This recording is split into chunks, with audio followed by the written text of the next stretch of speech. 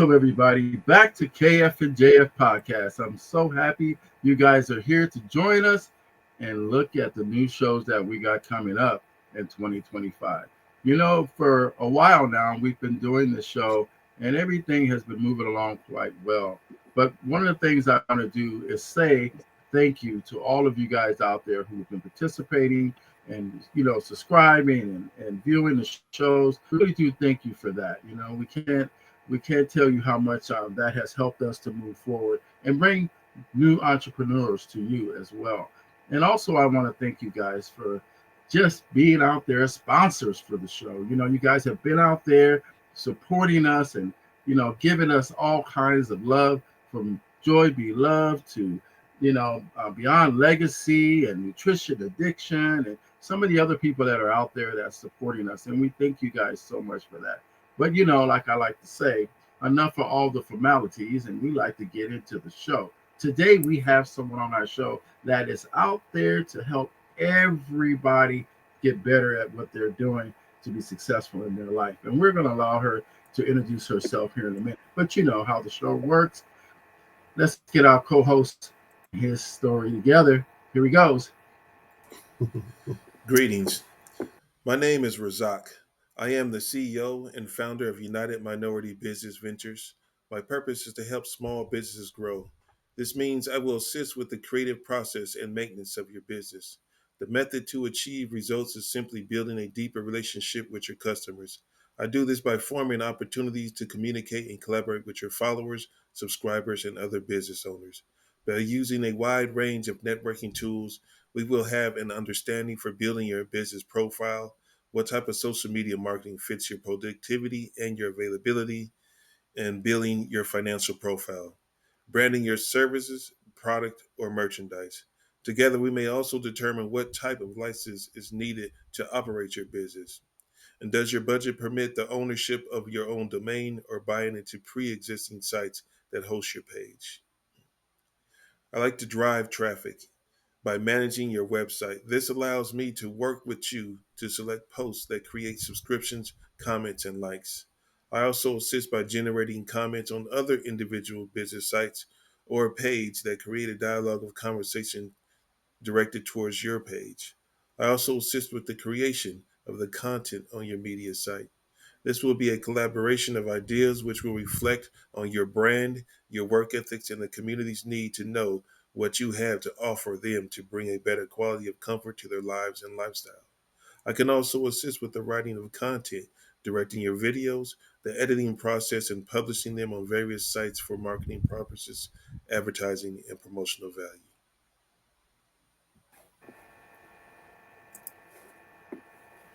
I like to commend Razak for the work that he does, not only with the podcast and all the other small businesses that are out there, to allow them to be able to succeed in their business and put them in a place to best represent who they are as an entrepreneur. And we thank him for that here at the KF&JF podcast. But also, like I said before, our guest is here and she will tell you all different things. But first, let's get her on the screen so she can introduce herself to you. Hey there, everyone. How are you? My name is Theresa Wells, owner of Tone at Home Fitness, and I'm serving the Inland Empire area, Marietta, Temecula, Menifee, Lake Elsinore, and so on. I am your fitness concierge, and I bring the workout to you, whether in home, outdoor, or online.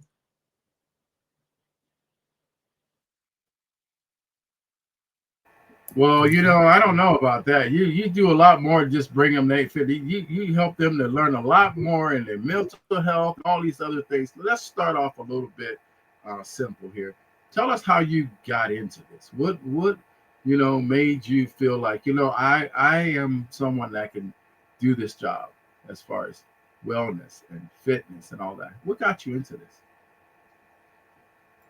Well, just like with anyone, there's the journey. In high school and college, I was an athlete. Back then, I was doing track and field. So whether it was shot put, disc, long jump, the shuttle hurdles, I did the 4x1 relay as well, high school and college, like I said. And of course, as we get older, we kind of fall out of that. I wasn't going on trying to make it a professional career. It was just something I got into by falling in, like we always do, following our friends, seeing what's new, trying new things, having different experiences. Then you fast forward into the adult life where I wasn't healthy. I was not really taking care of myself. And I am very open with sharing that I've had my struggles with depression, been diagnosed with chronic depression, had a car accident that gave me PTSD, and till this day, I still have permanent damage, which then caused my depression to spiral more because when I had that car accident, I was already heavy into running. I've been from not track and field anymore, but I moved on to distance running, half marathons, full marathons, etc. And then when I was rear-ended on the freeway and smashed between two trucks, I took away a few years. I was out of the running game for about 6 years. And the running is actually what was helping to balance me. With my depression, there was no meds. I refused to take them because I saw the damage it done to the young people that I have been working with as a secondary school counselor, causing their hair to fall out, causing their emotions to go all over the place, falling asleep in class, getting in trouble, even though it wasn't their fault because it was the medication. And I did not want to take my mind or my body through that torture. So I found something that worked for me, which was running. So after I ran my first 8K, which was 5 miles, from there I went to half marathon, a year after that full marathon, so on and so on.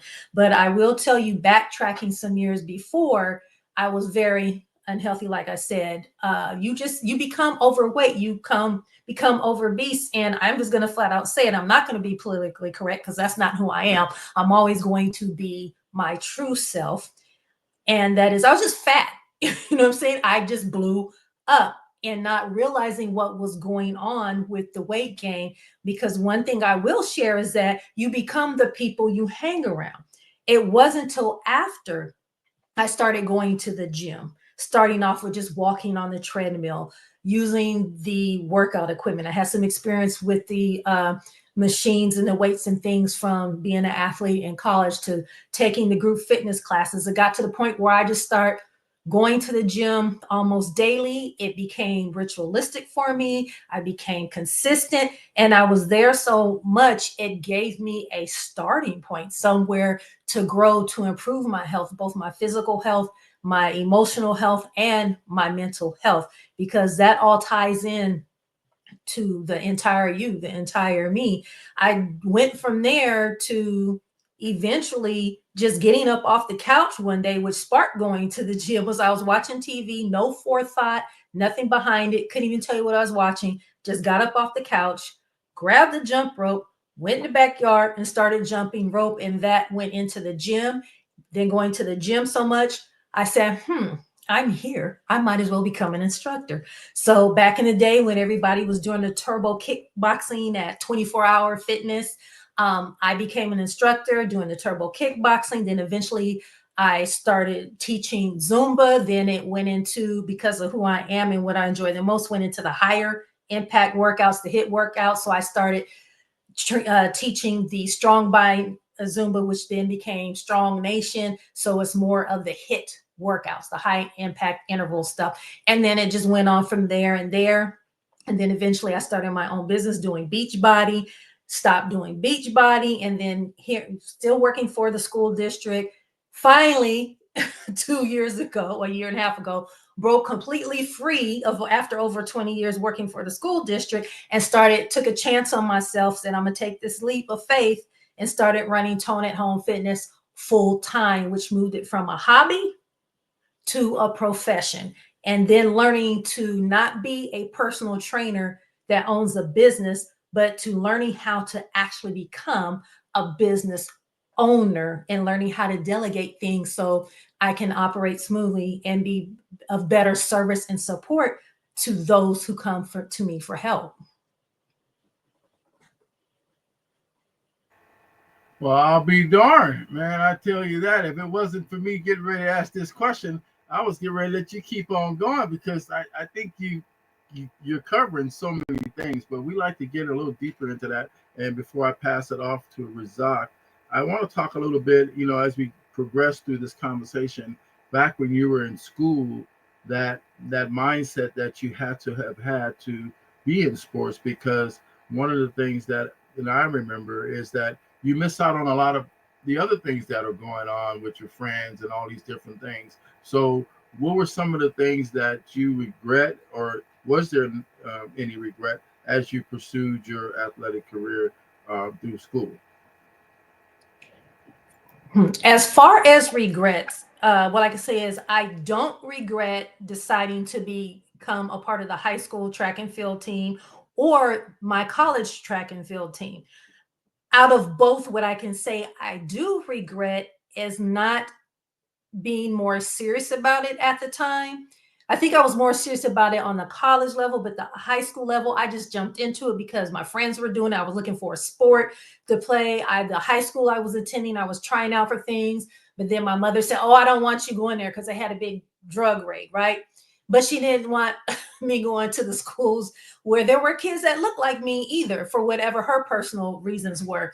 But then so that removed me from being able to complete my tryouts, such as for the drill team and other things that were, I was going to shift into as a sophomore going into high school. And then after she did that, she decided, okay, you can go back. You can just go ahead and go to this high school, which is Patrick Henry High School. I'm from San Diego, and that's where I was born and raised before, I moved out here to the Inland Empire. But so then I was just trying out different things. So I just wish I was more serious and paid more attention to what I need to do. I did have my times when I was really focused and concentrating and visualizing and learning in here, my mental, what I need to do the day I got out on the field. But it was just all the stuff before that. We just had a coach that if you didn't come in with the background experience of already have been in a runner, he pretty much didn't have anything to do with you other than you were on the team. Yeah, have you thought about trying this? Have you thought about trying that? And back in the day, you got to remember that when we were growing up, us Gen Xers in high school, the coaches didn't know a lot. They were going off what they did, what they learned from their coaches when they used to partake in the sport. There wasn't any information on nutrition, any specifically for your sport. There wasn't weight training being taught that was specific for your sport. There was weight training, but it was the basic stuff, the walking lunges with the barbell on your back, going and standing on the balancing board to strengthen those ankles if you had weak ankles like I did, the basic stuff. But there was not really the science behind it that there's out there now. And if I had grown up with a track and field experience post high school, I'm sure I would have done a whole lot better. So it was hit or miss for me in that arena. And then fast forward to college, where I did take it a little more serious, but the same thing again. Nobody talked about nutrition. So I never had the energy that I needed to usually typically get through a workout. When you're younger, you can get through the workout, but you're still not performing at your best because you're not doing all the things you should be doing to allow yourself to do that. So for me, I think it was just more having something to do, to be outdoors, be around friends. And I was a single mother at the time too. I had my son when I was 19. So being a single mother, raising my son and still staying focused and doing what my grandfather was pushing me to do was to complete my secondary, my higher level education, and focusing on that. So my regrets is just not staying more focused, paying more attention, because as you see, things come around full circle. What am I doing now? I'm a distance runner. I went from track and field to becoming a distance runner and adult. I'm teaching fitness classes right now. I'm teaching about nutrition, the things that nobody taught me. I'm teaching about self-care and mental health, the things that were taboo that you didn't talk about in the house, and that within our culture and other cultures that are non-white is what happens in this house, stays in this house, and you don't talk to anybody, not even a professional. So that causes a lot of problems as well. So me learning how to work around all that to get to where I am now.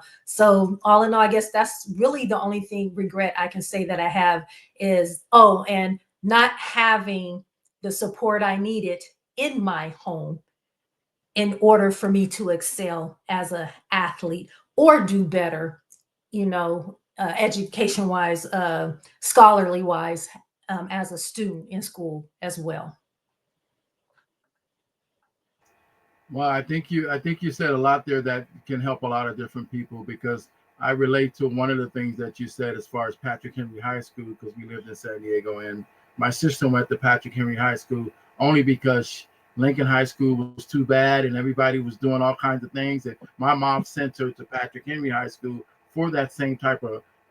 It was in a different neighborhood, different type of thing. So Mhm. I can really understand that, and them wanting you to get the better education, stay that way. One of the other questions I have is, when you talked about people around you, and that goes back to your high school and things like that. And as you move forward with your business, having the right people around you, whether you personally need to have them around you to help you grow, or business, the right people around you, because like you say, you become a representation of those people, in your life. If they're doing bad, they're gonna keep you doing bad. If you meet other people, you're going to succeed. So talk a little bit about the people that are around you now in your business that is helping you grow, whether or not it's somebody in particular, a family member or something like that, that's motivating you besides yourself.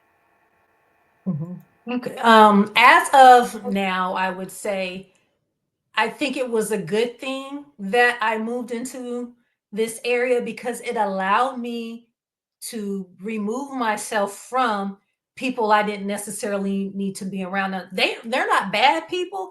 It's just that I was growing. Okay. I'm is not saying that I'm better than anyone else, but there comes a time in your life when you begin to grow, when you learn, when you become more emotionally mature, when you evolve, and when you start transcending like that, you need to remove yourself from the people who are stagnant, from people who don't want to do any better than what they're doing. You want to be around the go-getters. You want to be around people who are excelling. You want to be around people who are promoting growth, not just within themselves, but sending that vibe out into the atmosphere and sharing it with you. So it's just like, it's been said time and time again, if you want to be a millionaire, you don't hang around broke people. Okay. If you want to learn how to build a business, you hang around the people who are already been there, done that, made the mistakes that you're making or new ones that they haven't, that you may make, so you can know not to do it. You need to learn who to be around. And I've just been lucky that I'm an empath. I'm an empathic person and I can pick up on vibes. I'm more of the type of person that will sit back and observe. I see what's going on. I may not necessarily say anything because a lot of times it's best just to observe, sit back, watch, assess, and then decide what you want to go and do from there. And that's basically what I just started doing. If, there's a person that's always drama, talking nonsense, I don't want to be around you because I don't need that negativity. I don't need that drama. Okay. I mind my own business. I stay centered. And what I have found most is to be around people that don't have a problem with you setting boundaries. A lot of people call me mean. I'm not mean. They don't like that I have boundaries. And boundaries are set for you, not for the other person. So being around people who treat me in a way that was disrespectful and they continue to do it, you remove yourself from that situation. And that's what I did. People who don't support you but want to be around you just to be nosy, I remove myself again from that population.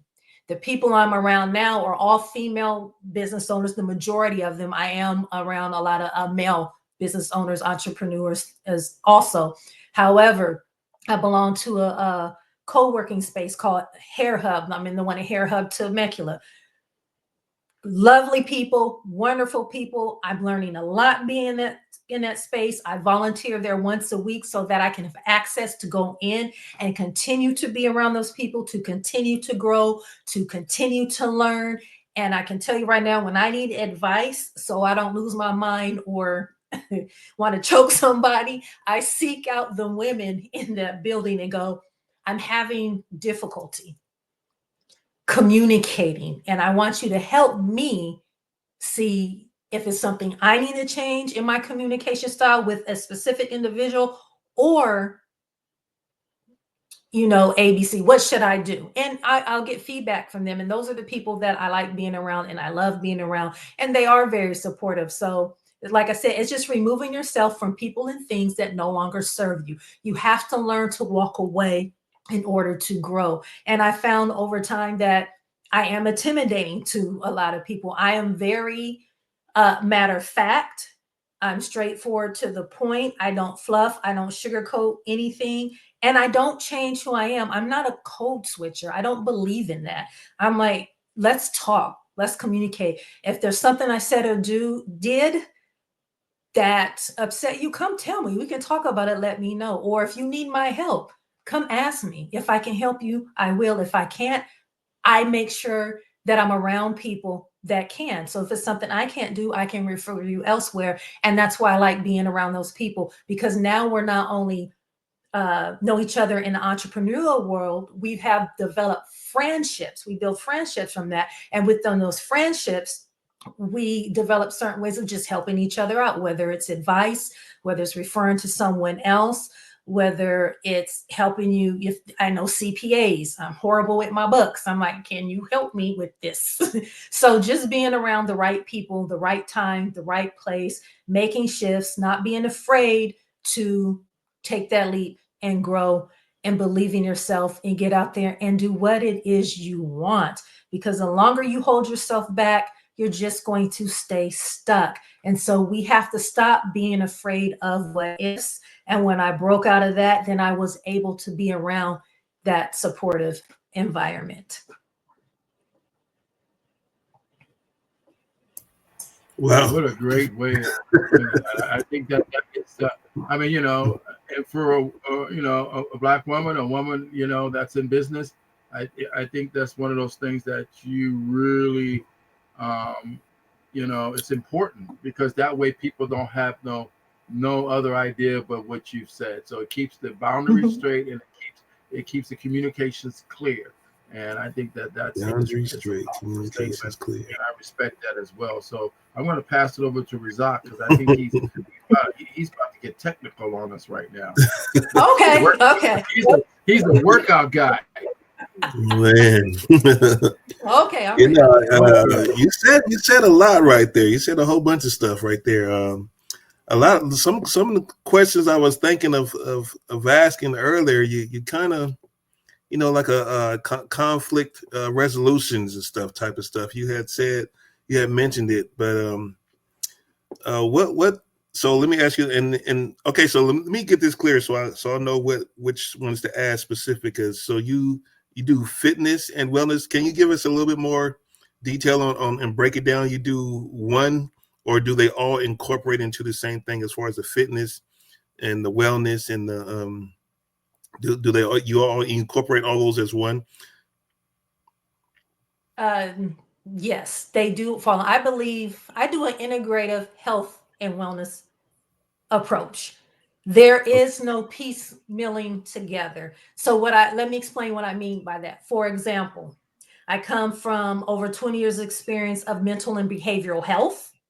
And as we learn over the decades that exercise and eating healthy help promote, okay, they help promote and heal your mental health. So if you're struggling from depression, anxiety, okay, PTSD, the one thing that nobody can ever say does not help is exercise. One thing, when you exercise, regardless if it's going cycling, going for a walk, a swim, whatever it is you do for movement, it's going to boost, it's going to increase the dopamine, it's going to increase the serotonin and other hormones and regulate those hormones in your body. And when you are going through a lot of anxiety and stress and overwhelm and things like that, and you need an outlet and you're really not taking care of yourself because you're so worried about taking care of everyone else, and then it takes until you fall apart to realize that you got to say no. No, it's okay to say no. Don't feel guilty about saying no. No is a one-word sentence and it needs no explanation. And until we learn that, we're going to keep having these breakdowns. So I had someone that was looking to sign in with me to do my running with the pros running clinic, because I'm also a distance running coach, and she was going to sign her daughter up for an entirely separate program. But in our talks, and because I now am under HIPAA, I can't say what it was, but during our talks, I began to see there was something going on, and she eventually broke down, told me why she wasn't calling, got back with me, and I said, okay. And I asked her, is it okay if I refer you to a professional that I know that will be willing to help you? And she gave me that permission, and that's what I did. And that's why I like having referral networks, because of my background in behavioral and mental health, which the 99% of other personal trainers don't have. I was able to notice from her voice when she was talking to me, something was going on, and this was through the phone. I was able to just know when to be quiet and listen to how she was talking, until she finally broke down and told me, what was happening in her life. And I was able to refer her out to someone. So I don't like telling people I don't know. And my thing is, let me find that out. Or I have someone.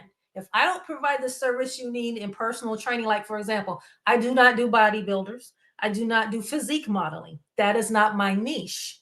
So, but I know other people who actually own gyms that are brick and mortar that train people from competition, for physique modeling, for bodybuilding, for powerlifting. And I am able to refer those people to them. So, like I'm saying, it is a whole person approach. I take the integrative health and wellness, because if you're not right in here, you're not going to be right here or anywhere else for that matter, because you're going to be so wrapped up in here and the emotion that you need to take a step back and work on that before you can move into the fitness. And because of my background, I am able to help people in that way. The nutrition part, oh, most definitely. 90% of it is nutrition. Let me tell you, and I teach my 6 weeks jumpstart program to build a better you, to teach people who are struggling emotionally and mentally, who are struggling with nutrition, but the nutrition is taught from a different way in that perspective. Is that food is for healing, not entertainment. So I teach people not what to eat, just tell them eat this, eat this. People don't need information. You can use Google to get information. I'm teaching them how, okay, and when, and things like, you have things in your cabinet like turmeric, ginger, garlic. I'm teaching people what burdock root is, things like they've never heard of, but are in organic vegetarian stores that help with gut health and digestion, that help with mental health, things like that. That are all natural, that relieve the body of swelling and inflammation, that help you sleep at night if you have insomnia or you're so stressed you're just waking up in the middle of the night or can't go to sleep. So I'm teaching people these holistic remedies and such. So yes, it all ties in. You can't separate it. It is about the entire person. It isn't about the entire you. You have to take care all of you. Okay. Because if you're falling apart, like I said, in here and in here, you're physically going to be falling apart, because your mental health affects your physical health. Absolutely. And I agree with all that right there, because you I most agree definitely, too. I totally agree, yeah, because you definitely have to be motivated, self-motivated in order to work out. And since I'm a person that works out, I definitely have had times where I sat around and I caused myself to, it was no outside anything. It was just me sitting up there like, okay, I'm gonna take a day off. I need a day off or something. And then there's sometimes that day off might lead to 3 or 4 days. And there's times where I could jump back in and start working out and don't want to have no days off, because if I take those days off, that might make me get relaxed again and not want to get back into it as aggressive. And then there's not only that you can lose that momentum when you do take too long of a break, or if you're Yes. into a thought process that takes you away from the training that you have. It's And about this is what I wanted. consistency. Yes, and this is what I wanted to ask you. Let me get so when you're okay. So we got Tone at Home Fitness. So what techniques do you use to help participants push themselves beyond their comfort zone? Just being a support, being their guide. In in order to help support them, I have to know if they're willing, wanting, and able to do the work. Because a lot of times people come and say, I want to lose weight, but that's not really what it is they want to do. And I tell them, well, losing weight is broad. What does that mean? What is the purpose behind you wanting to lose the weight? And I tell them, go beyond the I have a reunion coming up, or I want to go on a cruise, or I want to look good in my bathing suit. What? No, go deeper than that. What is the real why behind you seeking to learn how to live a successfully fit life? And I ask certain questions to get them to find out what that is. Because I said, what is your why? What is your purpose? Okay, not because somebody told you, not because you want to follow some fad or some gimmick. Because I tell people right off, I don't do fads, I don't do gimmicks, I don't do quick fixes, period. So if that's what you're looking for, then I am not the coach for you. Okay. So, and then I turn and say, so how can I help you? Because I'm not going to waste your time and I don't want my time wasted. If I design a program for you, it's individually catered to you, it's curated to your lifestyle, to your goals, and to what it is you're trying to achieve. And you have to really want to work for that. I've been cussed out during the workout and I find it hilarious because I know they're not mad at me. They're mad at the fact that I'm pushing them because no one's ever pushed them. They haven't pushed themselves before. And they say things like, I can't. No, we don't say I can't. We say, I'm learning, I'm trying, I'm doing. Okay. So that's what I teach them. Okay. It's like I said, there's no such thing as can't. When you're with me, you're not going to say, I won't. Because if you start off telling me what you're not going to do, then you're not ready. You're just not. And so that's the perspective I take. And if they're still unclear about where it is they want to start, then they have to take my integrative health and wellness assessment. And that's worse than the forms you fill out at your first doctor visit when they like circle this over here, circle that over there. Have you had any surgeries? Have you take these medications and all the other stuff? Because I go deeper than that. I ask about their mental health.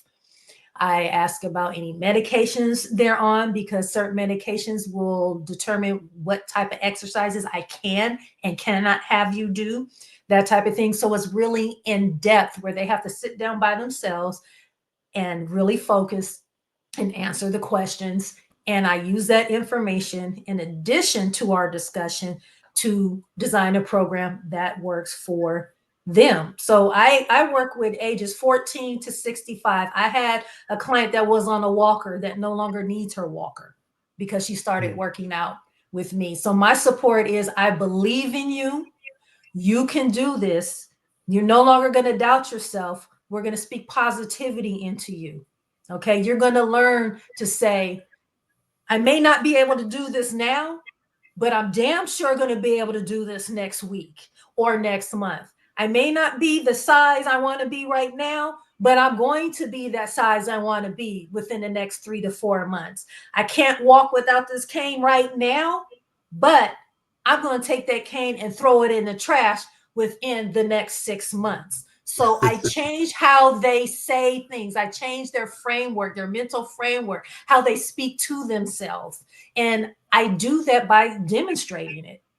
And I say, it's okay. We beat ourselves up. I still do it a lot. To me, like when I'm out there running my marathons and the races and don't get the time I want, I'm upset. But at the same time, I know, okay, let's think about what I didn't do during the race, or let's think about how my training went to prepare me for the race, because weather conditions are not always going to be the same on race day. I ran in the middle of a storm. Races don't stop because of storms. The only time they stopped the race out here is because everybody was scared of rain. We thought there was going to be a hurricane that didn't come.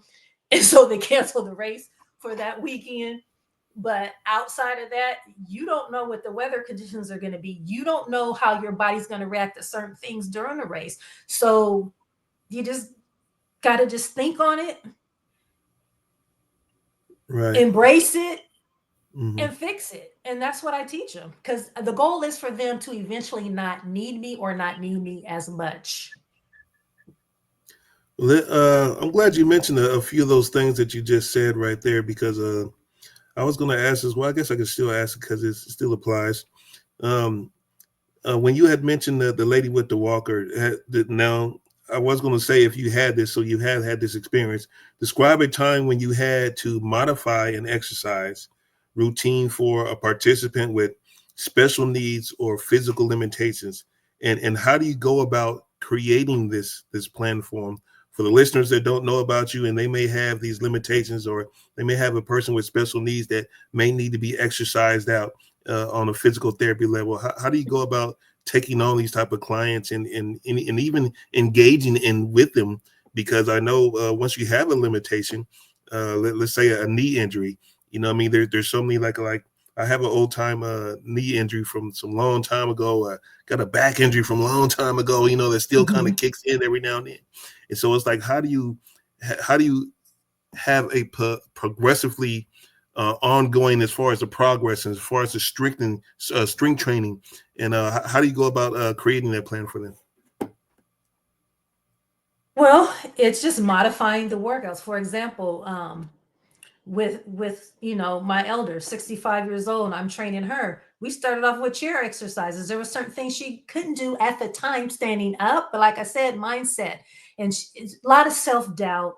Um, just from years of her negative self-talk, years probably listening to doctors say you can't do this no more, especially over the last few decades when we've been around nothing but, well, legalized drug pushers, our doctors, right? It's like they don't want to actually take the time out to find out what's wrong with you, to get to the root of the problem. They want to give you a band-aid, a placebo, an elixir to say, here, take this. No, I don't want your drug. I want you to find out what actually happened for me to be where I am right now. And I just teach them how to speak up for themselves, how to be proactive when they're at the doctor, how to be their own self advocate. And I tell them, I'm not a doctor, so don't ask me medical advice. I don't have the MD at the end of my name. So I'm not going to tell you not to listen to your doctor. But what I am going to suggest that you do is get a second opinion and the third opinion. And especially when it comes to my athletes, I have learned a long time ago, you don't necessarily need to go to your primary care physician, especially if you're an athlete. Go to someone in a place where they cater to athletes, because people have to remember medical doctors are still practicing. That's why it's called a medical practice. They do not know everything, and they get stuck in their niche and they don't want to go outside of that. So you need to work with someone that has more experience. Okay, maybe even the doctor has to write you a referral. The reason they write referrals and send you to a specialist, because that specialist has more knowledge in that area than your primary care physician. So if I have to pay for things outside of my pocket, even though if I know I can't afford it, I'm going to make it happen. So like I have permanent damage to my spine from a car accident. And I'm seeing a chiropractor now to the point where my son is like, I'm retired Navy, but I think there's a way I can still probably get you on the DEERS program, because the chiropractor tell me, if you want to keep running, we have to work on your spine. And I know if I can't run no more, then I can't train no more, and I can't train other runners. So this is not only interfering with my personal life, but my profession. Okay. And I know that I will have a meltdown if I cannot run anymore, because that became my happy place, my escape, my brain dump, detoxing my body, detoxing my brain, balancing my hormones, and being regulated so that I can better serve those who need me. So it's just all about taking personal experience, book knowledge, and combining it and sharing it with that person. Chair exercises. If you need to start out with a chair and eventually remove the chair. If you need to stand up and put your hand against the wall for your balance and eventually get strong enough not to have to do that. You do those If you can't go all the way down in the squat for right now, that's okay. Start from where you're at. If you want to learn how to become a runner, but you haven't ran at all, or you haven't ran in years, okay, let's do our Couch to 5K program. But you're going to do Coach Wells Running with the Pros Running Clinic, and you're going to learn how to do it the right way. You are going to have to do some weight training, but we're going to cater it to your current fitness level. You are going to have to do core work, even though it's boring to you and you don't want to do it. You are going to have to stretch.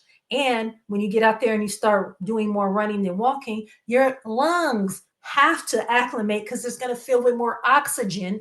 And you're going to say, my chest hurts, and want to stop, but it's just you're inhaling more oxygen, and your insides, your internal organs have to adapt to that. Your heart, your lungs, your bladder, everything. So you just start from where you are and you progress. It's a progression. So there's no such thing as I can't. It's, again, going back to, are you willing, wanting, and able to learn? And are you coachable? Right. Right. No, you're saying, you're giving us a lot of information right here. A lot of information. A lot of people too. A lot of people out there. Yeah, you're getting hitting a lot of different aspects to exercise and working out, and the thought process it takes. Motivated. That staying motivated part is powerful. So you went through. So you're actually you've had the mental illness part, or the depression part. You've had the physical limitations yourself. Do you feel yourself more comfortable with working with people in a similar fashion to what you have experienced? Or well, actually, you said you don't do certain kind of like somebody who's trying to be a bodybuilder or nothing. But how do you, how should I say, how do you keep up with the developments, like the new trends or something like that? Does that apply? Do you stay with what you do? Do you incorporate electronics, or these new technical devices and stuff? Does that apply to you? Do you ever try to hear what somebody is doing and then try to say, hey, this way could be better? Or do you just let them go with what they're doing? How does that affect the workout plan as you assess what exercise these people need to do? The way I keep up is old school, as my grandfather said, book learning. And that's what it is, just like a doctor, or when I was a school counselor, or anybody else who has a more technical type of profession. You're going to take those CEUs or those CECs. You're going to stay up to date, fact-based science behind what it is I do as a personal trainer and nutrition coach and distance running coach. Even with the self-care I do, helping people with their mental health, you stay updated, not with trends, not with gimmicks. Trends come and go. I don't follow trends. It's just, I can care less what everybody else is doing. I listen to the person I'm helping and help them with what they say they need from me. Now, we do tweak along the way. I have never developed a program for someone and it stayed the same. And that is because they get better as they move forward. Like I said, progression. We start from their current fitness level and we move on, especially with the nutrition. It takes them 3 months to even get into a routine and be consistent and have a habit of learning about macro balancing. What is macro balancing? What are micros?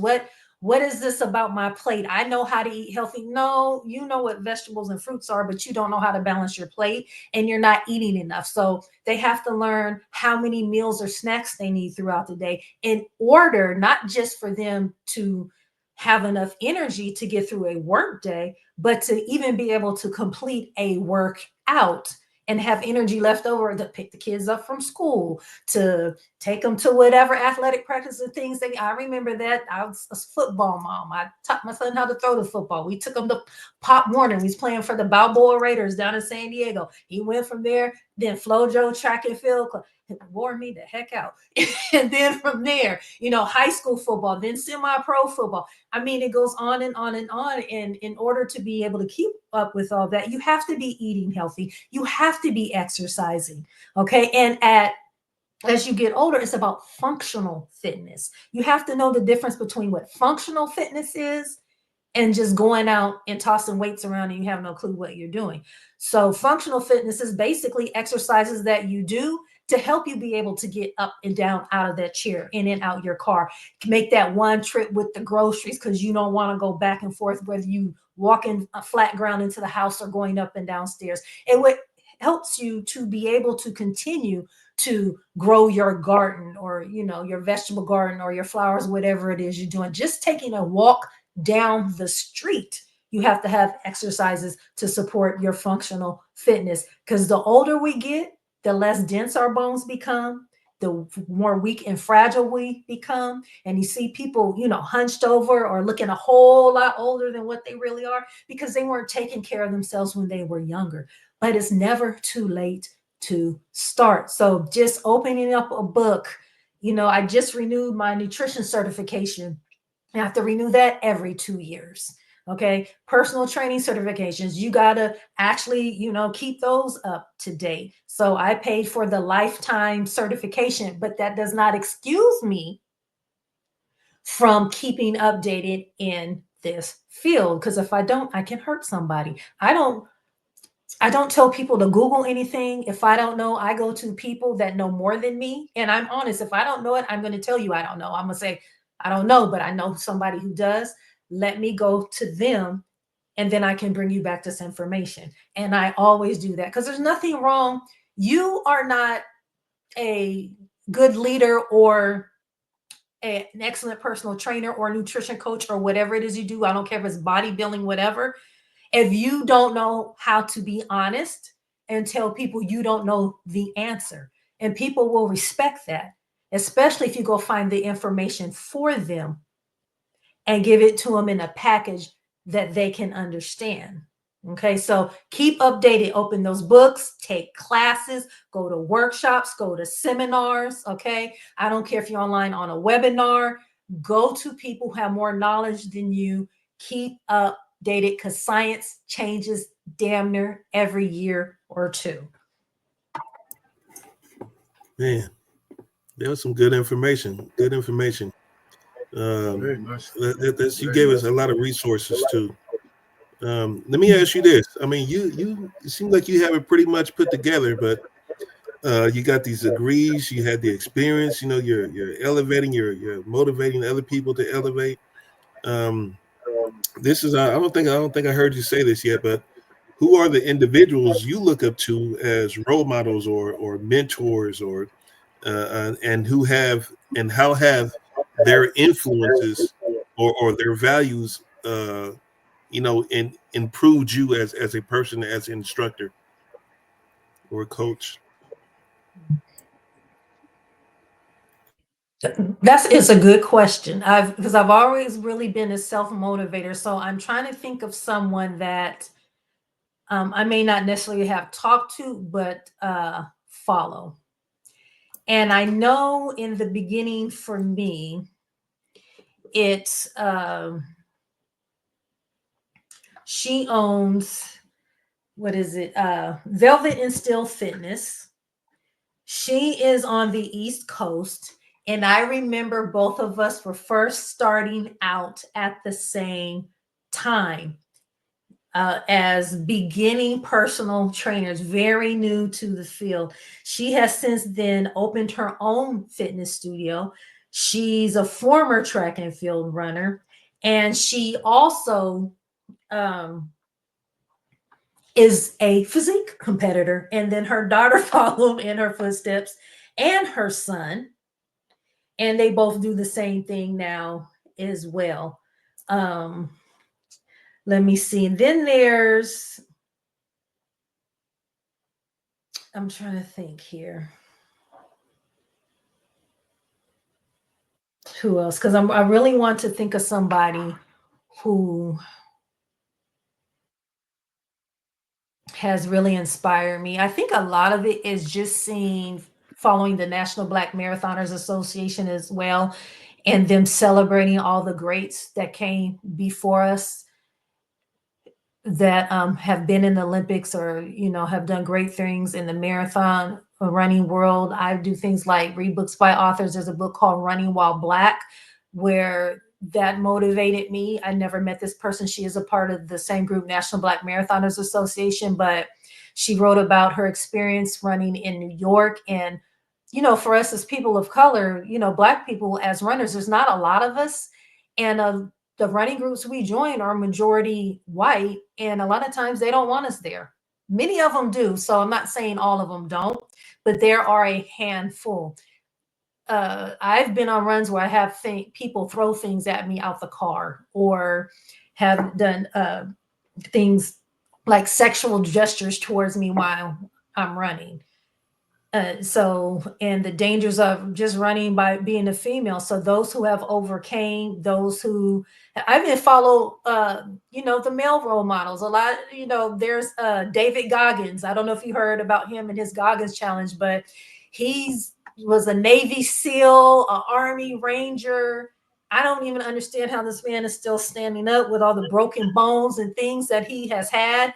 And then he went on to do the Goggins challenge, where you're running 4 miles every 4 hours for 48 hours. I have done that, and it ultimately had me doing an ultra marathon. I ran like 52 to 54 miles with from Saturday to Monday nonstop. And I can tell you that was an experience because I started hallucinating at some point. along the way, thinking a stop sign. I'm like, oh God, there's another crazy runner out here at 4 o'clock in the morning. I'm like, that is a doggone stop sign. As I got up the hill. I mean, and then what was it? A book called, and David Goggins wrote a book, Can't Hurt Me. So I've read both his books, Can't Hurt Me and Never Finished. Then there's another book that inspired me, Transform. And I don't remember the author's name, but he was talking about his experience as well. So just reading the books, following people that have fitness centers, it gives me the energy to keep going. It inspires me to keep going. I don't say motivate anymore, because motivation wears off like a bath. It's something you got to just keep trying to do every day. So I want to say inspires me to do, gives me that pull to keep going. And I will have to say, I can name a bunch of people, but my main inspiration, my main drive for continuing to do what I do is my son. Because even though he is now a grown man, about to be 35 this year, I know he still watches his mother. What I do, not necessarily paying attention to me on Instagram or anything like that, but just, you know, him growing up as a child. Children absorb everything, the good, the bad, and the ugly. And I just want him, especially what he's doing in right now, retired Navy, went to coding boot camp. He is focused, grinding hard, getting into his profession. He wants to be an entrepreneur like his mom. He still goes to the gym, you know, walking around all cut up in tone and taking care of himself. So it's him. I want to keep going for him. I want him to know not to ever give up no matter what, that he will feel like giving up, but don't. Even in the times that he just wants to throw his hands in the air, I tell him, step back, hit that reset button, and remember your why. Why are you doing this? What is driving you? What is pushing you? What do you want out of life? Where do you see yourself in 5 years from now? Okay, so that is my drive. There's a lot of races that I've run when I just want to conk out. I bonked a few times, is what we call it as runners, where you just about to hit, just pass out. But I remember my son. I remember that he's watching. I remember that part of what I do is for him. For me, I do things for myself, but a part of what I do when it comes to being alive, to being on this planet longer, my son is my drive. He's my center. Okay. Okay. That's Well, I pretty think powerful. Pretty powerful. yeah, I think you set Keith? some goals. Yeah, thank you, Razak. I think you set some goals there, and some things that are important for, well, it's really important for everybody to establish themselves personally, where they have their boundaries, where they have their ability to want to succeed, and family and all of those things. And the most important part of that is the why, right? Is the why Mm-hmm. you're doing it, Mm-hmm. why this why this is happening. So I have a few questions for you, and I want to get to them in the business sense. What was it like starting a business? Tell me some of the things you went through, like licensing and just establishing yourself as a business owner. So for the people that are out there sitting on the couch that don't know anything about business, and you've given them so much inspiration on who you are and what you're about, but how do they get off that couch? Hmm. Well, it was a rough start. You start out not really knowing where to go or what to do, and you kind of just dive in.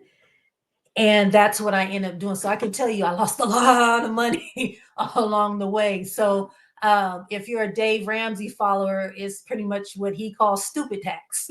You know what I'm saying? You throw that money out. It was just like throwing money away on the floor and let somebody walk by and grab it. And and I don't regret it. That's okay. I was learning, but I learned quickly what not to do. Let's put it that way. You learn quickly what not to do and who not to go to. One thing you want to do is before you even get out there starting a business, even don't worry about trying to get business cards. Don't worry about trying to get a website. Don't worry about trying to think of a creative name to call your business. The first thing you actually want to do, now let me tell you, I'm sharing this so you don't make this mistake, okay? The first thing you want to do is get old fashioned, get out, this thing we it's called a pencil. People forgot what those are, or a pen, okay? Forgot what those are because we always on the keyboard and on the phone and thumbs can't move. You want to go old fashioned. You want to get that pen or that pencil, usually a pencil, so you can erase or just draw a line through it. And you want to write down, why do you even want to start a business? Okay. What is driving you to want to start a business? And make a list. I mean, is it because you are tired of making somebody else rich? Are you trying to build a legacy, something to leave your family, and you actually want to learn how to do that? Are you tired of working more hours than what you're getting paid for? You know what I'm saying? Write those down so you can get past that superficial stuff that I just said and actually, those first world problems and start writing down what your third world problems are. Okay. Just to give you a vision of what I'm talking about. What is driving you? What is pushing you to want to start a business? Why do you want to do it?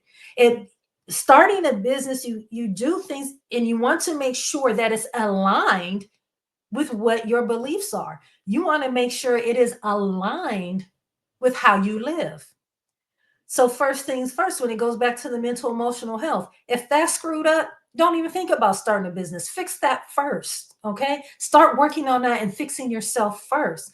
If you're so worried about what other people are thinking and what they may be saying about you, you're not ready to start a business. Okay. You got to have tough skin. It's not for everybody. If you got some people in your ear, you should do this, you should do that, don't do this, don't do, and you're listening to it, you're not ready to start a business. Because the worst thing you can ever do, I don't care if it's coming from your parents or another family member or some people that or a person that's supposed to be your best friend, your friend, however you label them. If all they have is negative things to say, you got to step away from them. And it's not because most times it's not because they want to be mean or they're trying to hurt your feelings. It's because they see something in you that they don't see in themselves. And they don't believe enough in themselves that they can do it. And that's what they're displaying, okay, to you. It's a transference thing. This is where my whole mental health background comes in, okay? So it's just transference. They don't believe that they can do it, so they're taking it out on you, okay? And so you want to remove yourself from that and don't feel guilty about it. If you cannot do that, you're not ready to start a business. Now, as far as establishing something like whether or not you're a sole proprietorship, a LLC, or an S corp, don't even think about that at first. Okay, it goes back to, why are you starting the business? What is your purpose? Okay, what are you visualizing? What do you see? Write all of that down. Just don't even think twice about it. The first thing that pops in your head, just start writing that all down. Have your vision, then you have your dream. Your dream becomes a vision. That vision you put on paper. Until that you put it down on paper, it's not going to happen. All right. Then after you get past that phase, road map it. All right, roadmap it. And I will tell you this, it's a process. If you're not willing to take your time and do that before quitting your job and end up not being able to pay your rent or your mortgage or feed yourself, or if you have a family, don't just up and quit your job. You're going to have to start putting things in place for at least an entire year before you quit your job. Because the first 3 years of business, you're barely making any money, if at all. Because until you start making money, it's just a hobby. Okay. So you want to go beyond it being a hobby. So the first 3 years, you're going to be struggling to make some money. And after that third year, sometimes 4 years, you start getting money coming in. And that money coming in is just barely enough to cover your four walls, your mortgage, your rent, utilities, car insurance, all the adulting stuff we have to take care of. Then it's going to take you up to another 5 or 6 years to really start making your ROI, your return on your investment. Okay. You got to get past those first 3 or 4 years. So don't quit your day job yet. All right. You're going to be broke. All right. So then when that third or fourth year hit, the money starts coming in. By the fifth, sixth year, that's when you hit the ROI. That's when you start getting a return on investment, making the survive money to beginning to make the thrive, where you can maybe start going back and doing your books, maybe be able to hire a bookkeeper and find out where you are and how, and can you now include your salary into the rest of that. Because people think, oh, I'm gonna make all this money, it does not happen like that. This is not overnight.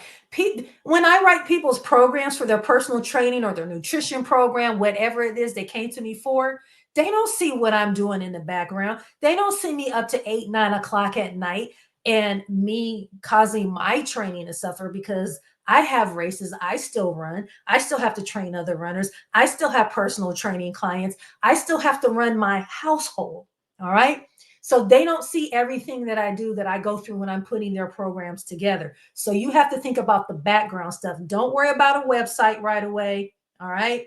Don't worry about business cards right away. Don't worry about going out there and telling people how many degrees, certifications, and stuff you have.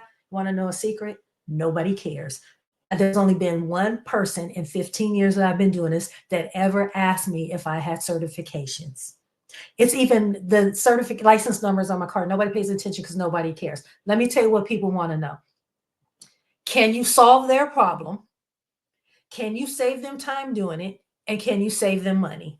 Nobody cares about your PhDs, your doctorates. They really don't. Nobody's ever going to ask you that. You also have to learn how to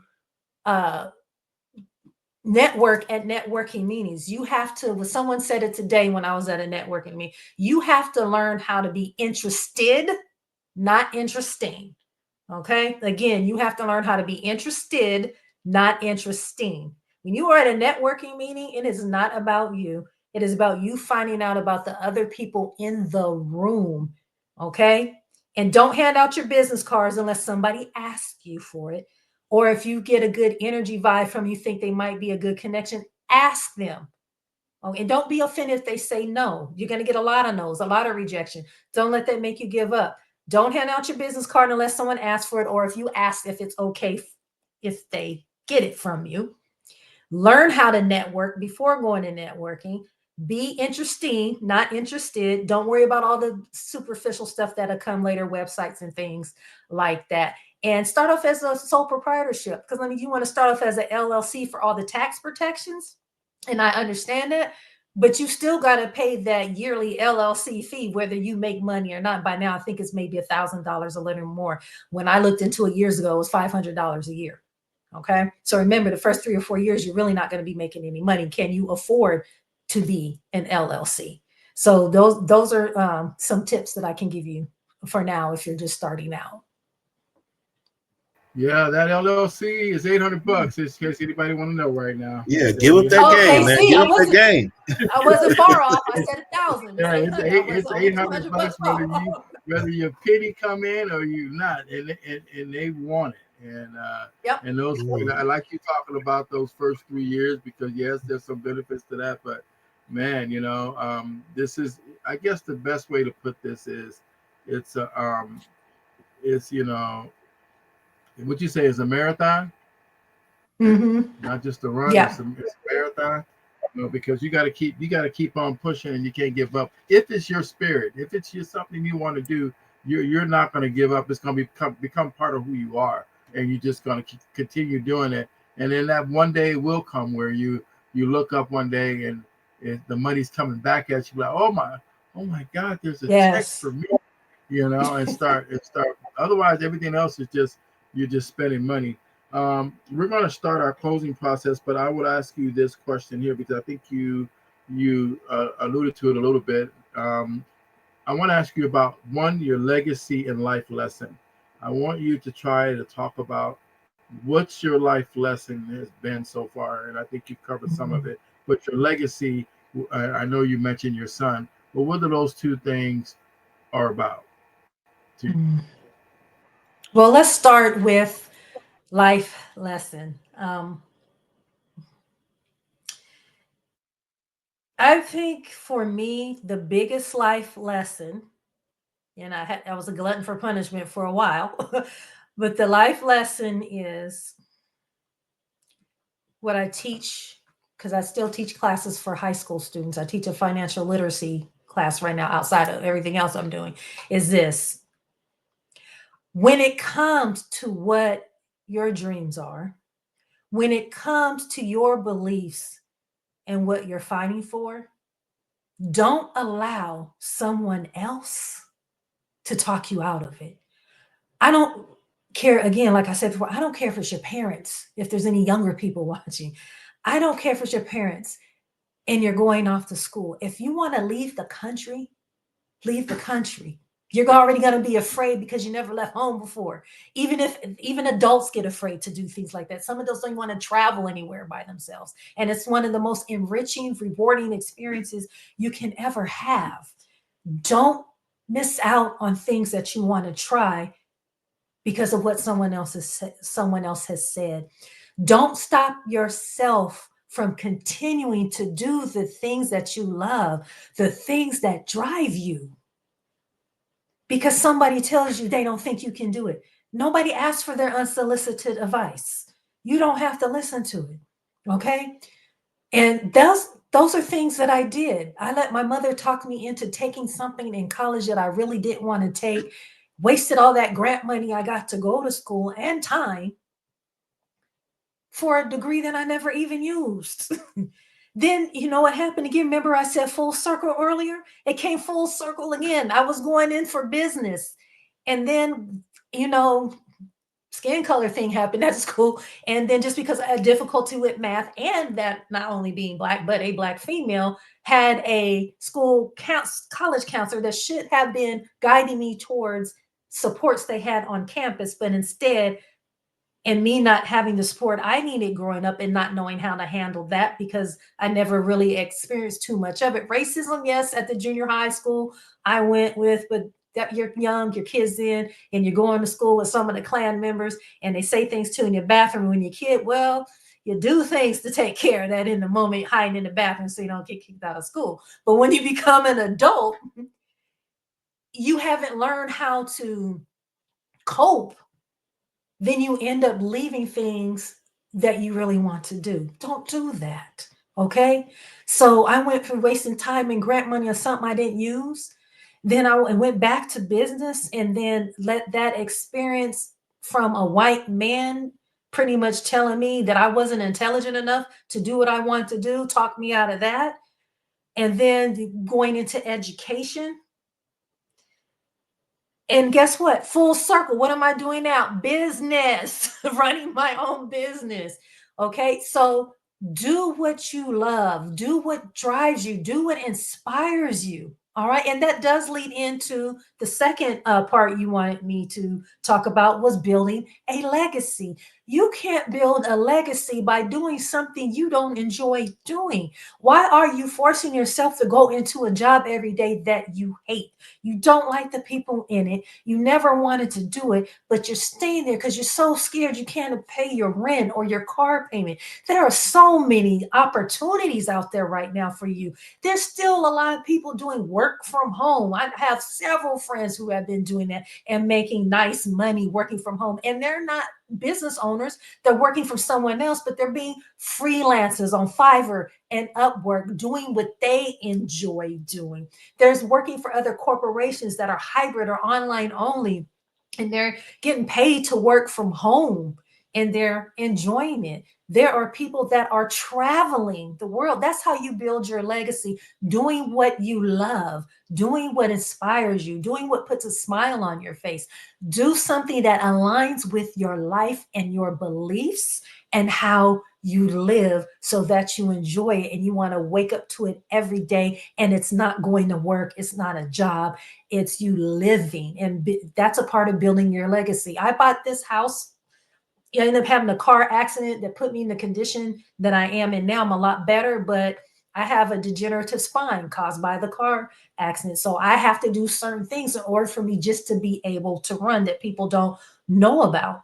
Okay. So building your legacy means doing what it is you have to do in order to keep doing what it is you enjoy. You work hard now so you can play a lot later. Building my legacy for me is having something left behind for my son. Okay. I bought this house out here in Inland Empire. People are like, why you get a house so big? I didn't buy this house. I didn't make it about me. I know the luxuries I wanted, but what's most important to me that if something happened to me today, my son has a home that he will own. If something happened to me today, not only will he get this house and its entire contents all goes to him, he will have my car as well that will go to him. He will have a lot of our family heirlooms, the little bit I was able to acquire after my grandmother and my mother passed away. But that's a whole nother story that went sour. But what I have in here will go to him. Whatever I make from my business will go to him. And that's what, in part of you building your legacy, please get a will and testament. Don't be out there doing GoFundMe. It's only a couple $100, people. Seriously. And I know somebody that can help you if you need to help to get it started.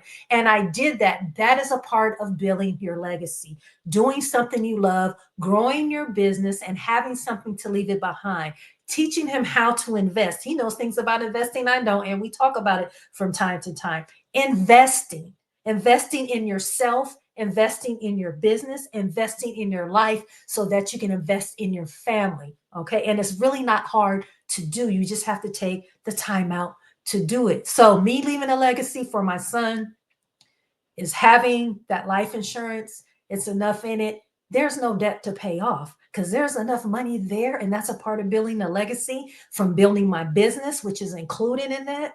It goes to my son. If he ever gets married and has children, they have a whole house big enough for all of that to happen in. Something happens, he comes to visit, he doesn't have a car, doesn't want to take Uber. There's my car. It's going to eventually be his or whatever other car I get down the line. If I get another one, goes to him. So that's what building a legacy is. Leaving money behind, leaving a future. And your legacy is not for you. It's for your grandchildren. It's not for you, even though I leave everything to my son when I leave this place. But it's basically building for any grandchildren that I have, when he has them, whether I'm still here or not. Okay. It's about continuing having that money go from generation to generation to generation and having our own money, our own resources. That's what building a legacy is. Have that foundation to build it on. Well, the big part you're talking about is generational wealth, and generational wealth is what our communities have lost a lot in trying to build. So that's a big part of what we need to do, every one of us, as we move forward in our work, in our business, in our life, is to get those things set up so that we can start giving back to create a better life for our kids, grandkids, and all of those that's coming up behind us. And I thank you for mentioning that. I have one question here also before I allow you to do your promotion. Is what did you think about the podcast, and what do you think about being on podcasts? I'm sure you've done it before, but our goal is here at KF&JF podcast is to uplift small businesses, is to bring all of that energy that you provided tonight to the forefront for other small businesses that are out there. So I'd like to get your few words on that, and then I'll go with my close. Podcasts are great if you want to. If you get over the fear of being in front of a camera, get over the fear of trying to look perfect, or get over the fear of thinking you mess up. I stumble over my words all the time. Sometimes I hear myself do it, sometimes I don't. Sometimes I don't hear it till after I watch it as a viewer instead of a participant. The thing is, that's how you learn, is to jump in. You're going to make mistakes. I have a YouTube channel. I really don't use it. I'm not on there, but I put stuff on there every now and then, once in a blue moon. But it's about just diving in and doing it. Yes, you're going to make mistakes. Yes, you're probably going to be crappy in the beginning. But if you don't try, you'll never grow. You'll never learn. Podcasts are great for getting information out there. It's like, you can't, on the business side, you can expect for your business to expand or people to know who you are or what you look like, put a name with a face, and they never see you. They never hear about it. I have people talking about, yeah, I'm working on my business. Well, what are you doing? Well, I don't want to tell nobody because they're going to steal. Nobody's stealing nothing from you because nobody knows what you're doing. If somebody wants to take something from you, take it as a compliment. You're doing something that attracted someone to want to also do it. I mean, it's just going to happen at some point. You just have to learn to go above and beyond that. Just put yourself out there, jump in there, give it a try, practice being on that camera. If you just want to do audio, then start out with something that's just audio, but nobody knows who you are. Nobody knows your business name or about your business or the supports that you provide. People are always looking for something that they need help with. How do they know you can help them if nobody knows your business, no even knows the name of your business? If you don't talk about it, if you don't share it, if you don't put it out into the universe? You just got to go for it. And whatever happens, happens. Tweak it as you go. And let me put it this way. If you haven't failed, you haven't tried. I'm going to say that again so the people in the back can hear me. If you haven't failed, you haven't tried. The most important thing, ladies and gentlemen, fail forward. Okay? Fail forward. Pick yourself up. Okay? Put your big girl panties on, put your big boy drawers on. Learn from where you made the mistakes so you can do better next time. That's all it is. If you fail, you fail. But you get up, you keep going, and you learn from it so you don't keep making the same mistakes. All right. And again, surround yourself with people who know more than you, that are already where you want to be. And that's the best really tip that I can give you. Podcasts are great for getting your business information out there. People seeing your face, know who you are, can hear what you're doing, what you're about. They want to know, how can you help them? And that's all they want to know. How can you help them? Like I said earlier, can you solve their problem? Can you save them time doing it? Can you save them money?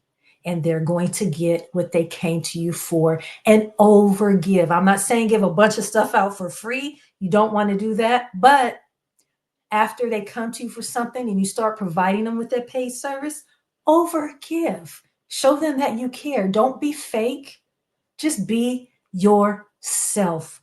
And both of you are learning about each other and growing together. And from that professional business relationship, sometimes grows a friendship. And the more they can relate to you, the more they trust you, the more that you are being yourself, your business is going to start building from referrals.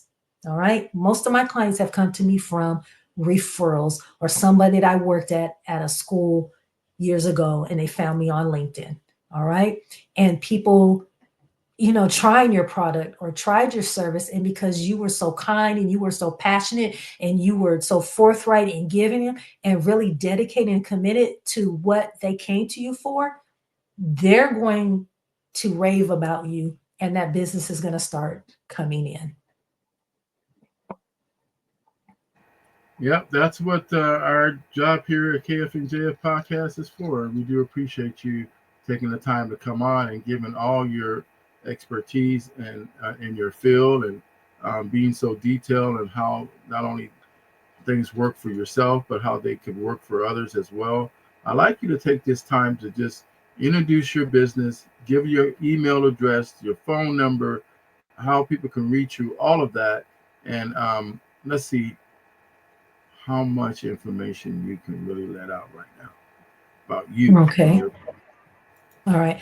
So how people can reach me is email toneathomefitness@gmail.com.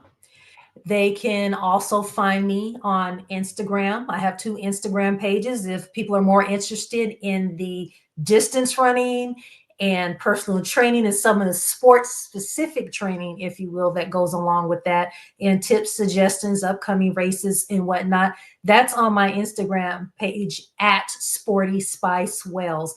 Someone gave me that nickname and I went with it and kept it for like 18 years. So I made it one of my Instagram pages at Sporty Spice Wells. If you're looking for the other side of things, where I do a lot of self-care workshops, I have Pour Into Yourself Power Hour that I do once or twice a month. I also have workshops on embracing self-care. So if you want more of the take care of you, quality time for yourself, and learn about what I mentioned earlier about practicing saying no and how it does not need an explanation and setting those boundaries and just pouring back into yourself and getting rid of anxiety and stress, that is my Instagram page. You can find me at Coach Theresa Wells. And it'll say Coach Theresa Wells, and under that, Build a Better You community. That's where all the mental and emotional health is, all that information. You can also find me on Facebook. On Facebook, I'm under Tone at Home Fitness, and also build under Coach Theresa Wells as well on Facebook. Let's see, outside of that, I mean, and my business number 619-567-9140. But I'm sure the Instagram and the number and whatnot will be posted up with this podcast as well. But that's how to get in touch with me. Sooner than later is to find me on Instagram, find me on Facebook. And then once you send me the DM about what you're interested in, of course, I'm going to give you how to contact me so we can do a Zoom and talk on the phone or whatever we need to do to take care of your personal training needs, your nutrition coaching needs, your self-care needs. If you want me to come and do a workshop for your school, your corporation, I'm a paid speaker. So I come out and talk about fitness and nutrition. I talk about corporate health and fitness as well, as health and fitness, how to, I'm an educator, no matter what, over 20 years experience working in secondary education. So I do a lot of workshops with taking care of yourself in the workplace. I will be at the Empowering Women in Wellness Conference this March. I had to fly right here, March 15th. Empowering Women in Wellness Conference. That's an all-day event. And this year's workshop that I will be speaking at is on brain health. I have my own issues from the car accident with my brain, memory, and worrying about early onset dementia, those type of things. So I will be speaking on brain health and how fitness and nutrition can help improve your longevity with your mental toughness, your mental wellness. And that's in a nutshell. Oh, I do have a gut health challenge. I almost forgot, people. I'm doing a 30-day gut health challenge right now.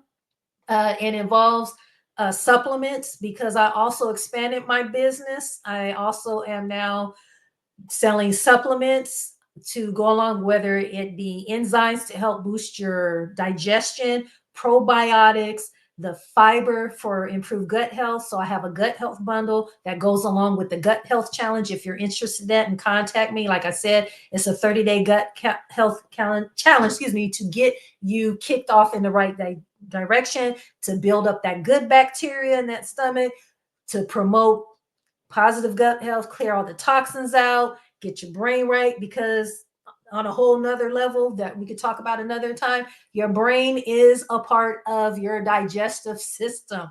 Hormones, there's a lot of things that go into that, and that's what you'll be learning, proper nutrition and everything on that gut health challenge as well. So those are the 2 things I have going on right now: the 30-day gut health challenge, the Empowered Women in Wellness Conference on Saturday, March the 15th. If you're interested in that, let me know.